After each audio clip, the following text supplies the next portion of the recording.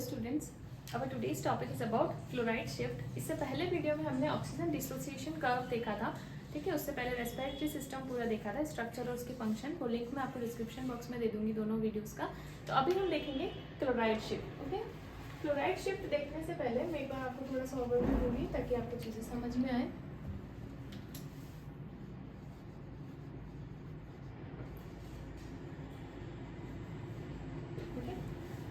Chloride shift, इसे समझाने से पहले मैं आपको थोड़ा सा ओवरव्यू देना चाहूँगी। पिछले वीडियो में हमने देखा था कि किस तरीके से जो है ऑक्सीजन, यहाँ हीमोग्लोबिन ऑक्सीजन लेकर आया था और ऑक्सीजन को किस तरीके से हीमोग्लोबिन ने छोड़ा और टिश्यू को दिया। कैसे दिया था उसने? टिश्यू बड़ा चालक था, टिश्यू ने यहाँ से कार्बन डाइऑक्साइड दिया था। ओके, और उस कार्बन डाइऑक्साइड कुछ कार्बन डाइऑक्साइड जो है वो जाकर टिश्यू से यहाँ हीमोग्लोबिन से बाइंड हो गया था, और कुछ जो ज़्यादा अमाउंट ऑफ कार्बन डाइऑक्साइड है वो प्लाज्मा में जो वाटर प्रेजेंट है उससे रिएक्ट करके यहाँ पर H2CO3 प्लस H2CO3 ने आगे रिएक्शन करके H प्लस और बाइकार्बोनेट आयन बनाए थे, ठीक है। इस फॉर्म में यहाँ पर H प्लस आयन जो निकले थे वो H प्लस आयन भी यहाँ बाइंड हो गए थे हीमोग्लोबिन के साथ में। इन्होंने मिलकर यहाँ से ऑक्सीजन को रिलीज करवा दिया था। ओके, ये रिएक्शन चली थी। तो मेजरली यहाँ पर जो है ये, इसको हमने बोहर इफेक्ट बोला था, जब कार्बन डाइऑक्साइड और H प्लस आयन इंक्रीज हो गए थे, ठीक है, हीट इंक्रीज हो गई थी, टिश्यू के अंदर ये प्रोसेस चल रहा था। इसी का अपोजिट हेल्डन इफेक्ट जो है वो लंग्स में चल रहा था, जहाँ पर कार्बन डाइऑक्साइड कम हो गई थी, H प्लस आयन कम हो गए थे, हीट कम हो गई थी। तो इस वजह से क्या हुआ था कि जो हीमोग्लोबिन है उसकी ऑक्सीजन की जो अफिनिटी है वो इंक्रीज हो गई थी। यहाँ पर ऑक्सीजन की अफिनिटी डिक्रीज हो गई थी बोहर इफेक्ट में, ठीक है। तो इस वजह से ऑक्सीजन को छोड़ दिया गया था, ठीक है। और यहाँ हेल्डन इफेक्ट में ऑक्सीजन की अफिनिटी हीमोग्लोबिन में बढ़ जाएगी तो ऑक्सीजन को कैरी कर लिया जाएगा लंग्स में जाकर। तो ये सारा प्रोसेस था, आप उस वीडियो को देखें तो आपको समझ में आ जाएगा।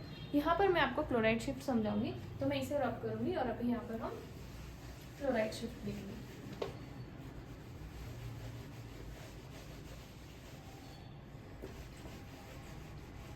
ठीक है, पूरा ना हटाकर मैं इतना ही हटा दूँ।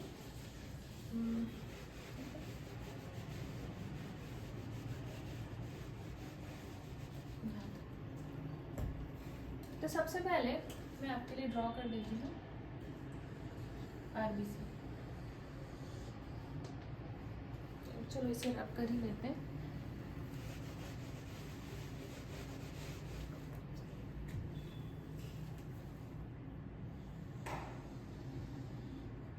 ओके, तो ये आपकी आरबीसी है, थोड़ा डायग्राम सही नहीं है,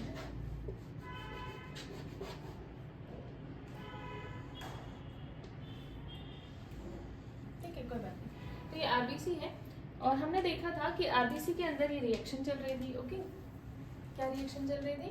कार्बन डाइऑक्साइड प्लस H2O, तो आगे चल के जो ये क्या बना था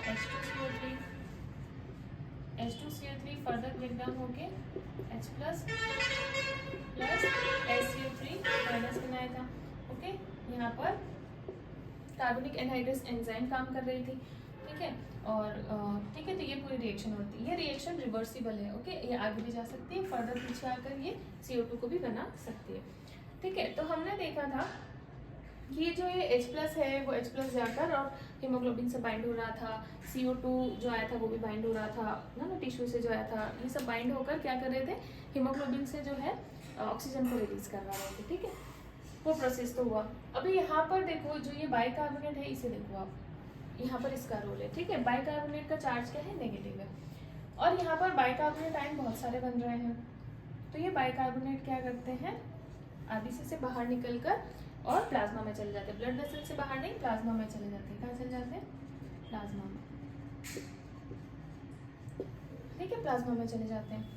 बट अब यहाँ पर H प्लस ज़्यादा हो जाएगा ना, अगर नेगेटिव आयन कम हो जाएंगे, है ना, इलेक्ट्रोलाइट यहाँ पर डिस्टर्ब हो जाएगा। तो क्या होगा, इसी को मेंटेन करने के लिए क्लोराइड आयन जो है वो प्लाज्मा से अंदर आ जाते हैं, ठीक है। इसीलिए इसे क्या बोलते हैं? क्लोराइड शिफ्ट, है ना। सॉरी, इलेक्ट्रोलाइट को बैलेंस करने के लिए क्लोराइड आयन अंदर आ जाते हैं, तो ये प्रोसेस होता है, इसे क्लोराइड शिफ्ट बोलते हैं। अभी हम देखें कि इसका और क्या यूज़ है इस रिएक्शन का। तो जैसे कि लंग्स में मैंने बात करी आपसे, जैसे मान लो ये लंग्स है, ओके। तो लंग्स के अंदर मैंने बताया आपको कि लंग्स के अंदर कार्बन डाइऑक्साइड का प्रेशर कितना है? 40, और यहाँ पर आरबीसी में प्रेशर कितना है? 45, ओके। तो हम देखेंगे कि कार्बन डाइऑक्साइड का ट्रांसफर कैसे होता है। 3 फॉर्म में कार्बन डाइऑक्साइड जाती है। डिजॉल्व, ठीक है, सबसे हाँ ठीक है, डिजॉल्व सबसे पहले मान लो आप, और उसके बाद में कार्बामीनो हीमोग्लोबिन की फॉर्म में, यानी कि जो कार्बन डाइऑक्साइड हीमोग्लोबिन से अटैच हुई थी तो कार्बामीनो हीमोग्लोबिन की फॉर्म में जाती है, और दूसरी जो है वो इस रिएक्शन से जाती है, ठीक है, यहाँ पर जो CO2 है इस रिएक्शन के अंदर, क्लोराइड शिफ्ट के अंदर, ठीक है, तो इधर से जाती है। ये जो है डिजॉल्व फॉर्म में जो है ये 7% जाती है, ठीक है, और जो कार्बामीनो हीमोग्लोबिन की फॉर्म में ये है जो 20 to 25% जाती है, और बाकी की जो बची हुई कार्बन डाइऑक्साइड है ऑलमोस्ट 93% लगभग, ठीक है, ऐसा मान लो आप, तो वो जो है वो कार्बन डाइऑक्साइड यहाँ से जाती है, ठीक है। तो ये किस तरीके से ये कार्बन डाइऑक्साइड बाहर कैसे जाएगी? डिजॉल्व वाली तो आपको पता है कि जैसे ये ब्लड है ना, ब्लड के अंदर ही तो आरबीसी है, तो यहाँ पर जो कार्बन डाइऑक्साइड डिजॉल्व फॉर्म में है ये तो बिकॉज ऑफ प्रेशर ग्रेडियंट चली जाएगी, जैसे यहाँ पर प्रेशर कितना है 45 और यहाँ पर कितना है 40, तो pressure gradient higher to lower carbon dioxide release हो जाएगी डिजॉल्व वाली तो, ठीक है, और कार्बामीनो हीमोग्लोबिन वाली जो है वो भी रिलीज हो जाती है इजीली, ठीक है। कैसे, मतलब कि देखो आप यहाँ पर जो आपका जो हीमोग्लोबिन है, ठीक है, ये इस आरबीसी के अंदर जो हीमोग्लोबिन है, ठीक है, अभी मैंने बताया था आपको 1 2 3 4 कि इसके पास 4 ऑक्सीजन होती है, एक तो वो दे के आया, बाकी के 3 ऑक्सीजन इधर है इसके पास में, ठीक है। तो यहाँ पर क्या होता है, ऑक्सीजन की अफिनिटी इंक्रीज हो जाती है, यहाँ एक कार्बन डाइऑक्साइड लगा हुआ है, ठीक है, तो ऑक्सीजन की अफिनिटी इंक्रीज हो जाती है, हेल्डेन इफेक्ट मैंने आपको समझाया, ठीक है। तो अब लंग्स से क्या है, ऑक्सीजन आने लगेंगे, है ना, ऑक्सीजन के लिए प्रेशर देख लो यहाँ पर कितना है 40, ब्लड में कितना है 40, और ब्लड के बाहर कितना है एल्वेलाई के अंदर यहाँ पर 104, तो from higher pressure to lower pressure जो है ऑक्सीजन आने लगेगा, ठीक है। तो ऑक्सीजन की एफिनिटी ज्यादा है, वहां पर क्या हुआ था कि कार्बन डाइऑक्साइड ने ऑक्सीजन को निकलवा दिया था, यहाँ पर ऑक्सीजन ने कार्बन डाइऑक्साइड को निकलवा दिया, ठीक है। तो यहाँ पर ऑक्सीजन की एफिनिटी ज्यादा है कार्बन डाइऑक्साइड के कंपैरिजन में, हेल्डेन इफेक्ट यहाँ पर हो रहा है, तो इसलिए यहाँ ऑक्सीजन लग जाएगा और बची हुई carbon dioxide because of pressure gradient आप बोल लो वो रिलीज हो जाएगी, ठीक है। अब मेन बात है कि ये कार्बन डाइऑक्साइड कैसे रिलीज होगी, इसे तो आप हटा दो, ठीक है, ये वाली कैसे रिलीज होगी। तो यहाँ पर ये क्लोराइड शिफ्ट वर्क करता है, जैसे कि यहाँ पर जब इसका कंसंट्रेशन ज़्यादा था तो ये from higher concentration to plasma में लोअर कंसंट्रेशन था तो मूव हो गया था, ठीक है। अब प्लाज्मा में इसका कंसंट्रेशन बढ़ गया तो from higher concentration to lower concentration ये अंदर आ जाएगा, और क्लोराइड जो है वो वापस मेंटेन करने के लिए चार्ज को वो बाहर चला जाएगा, ठीक है। तो क्लोराइड शिफ्ट हो रहा है। अब ये रिएक्शन रिवर्सिबल चलेगी, ओके, रिवर्सिबल रिएक्शन में ये वापस से जाकर यहाँ पर कार्बन डाइऑक्साइड का फॉर्मेशन कर लेगा और फिर ये कार्बन डाइऑक्साइड यहाँ से रिलीज कर दी जाएगी। तो ये कार्बन क्लोराइड शिफ्ट का यहाँ पर ये यूज़ है, ठीक है।